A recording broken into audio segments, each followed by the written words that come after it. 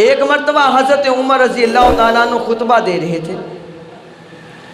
हज़रत हुसैन रज़ी अल्लाह ताला अन्हु मस्जिद के सामने बाहर खेल रहे थे, वहाँ पे दोस्तों के साथ खेल रहे थे। वहीं पे हज़रत अब्दुल्ला बिन उमर भी मौजूद थे।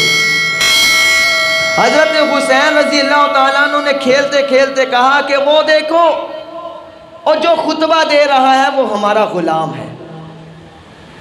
अब्दुल्ला बिन उमर रज़ी अल्लाह ताला अन्हु जो हज़रत उमर के बेटे थे, उन्होंने ये बात सुनी, घर तशरीफ़ लाए।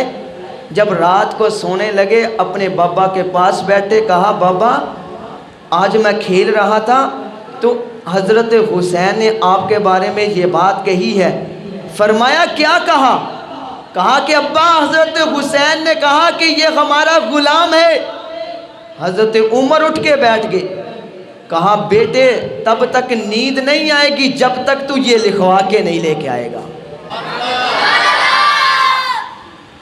फरमाया अब्बा आपको उसने गुलाम कहा है, जाओ उससे लिखवा कर लाओ। अब्दुल्ला बिन उमर हज़रत हुसैन के पास गए, बच्चे थे अभी लड़कपन में थे।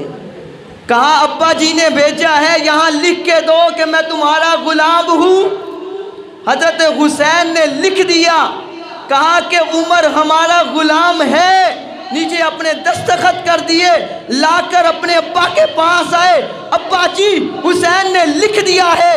अब्बा ने पकड़ा, कहा बेटे मेरी वसीयत मेरी नसीहत याद रखना, जब मैं दुनिया से चला जाऊं कब्र में मुझे रखना तो मेरे सीने के ऊपर इस कागज़ को रख देना। खुदा की कसम मेरी नजात के लिए ये कागज़ ही काफ़ी है।